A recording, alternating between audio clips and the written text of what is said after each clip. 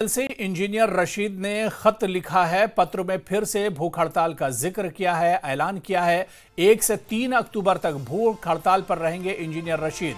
UAPA के दुरुपयोग और कैदियों की हालत पर जताई है चिंता। कश्मीरी पंडितों के हालात का भी जिक्र किया है इंजीनियर रशीद ने। तो इंजीनियर रशीद जो इससे पहले भारत पाकिस्तान के दरमियान क्रिकेट मैच को लेकर उन्होंने भूख हड़ताल की थी, 2 दिन की भूख हड़ताल थी। अब एक बार फिर से तिहाड़ जेल से इंजीनियर रशीद ने पत्र लिखा है और पत्र में फिर से भूख हड़ताल का उन्होंने जिक्र किया, ऐलान किया है। 1 से 3 अक्टूबर तक भूख हड़ताल पर रहेंगे इंजीनियर रशीद। यूएपीए के दुरुपयोग और कैदियों की हालत पर उन्होंने चिंता जताई है। कश्मीरी पंडितों के हालात का भी इंजीनियर रशीद ने जिक्र किया है।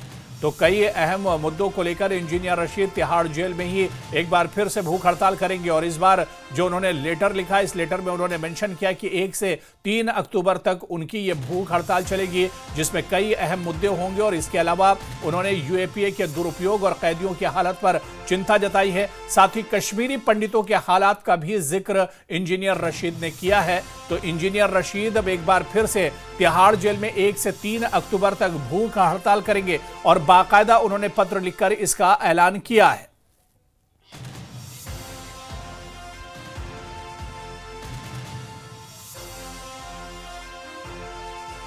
तो पत्र में फिर से भूख हड़ताल का जिक्र किया गया है और 1 से 3 अक्टूबर तक भूख हड़ताल करेंगे इंजीनियर रशीद।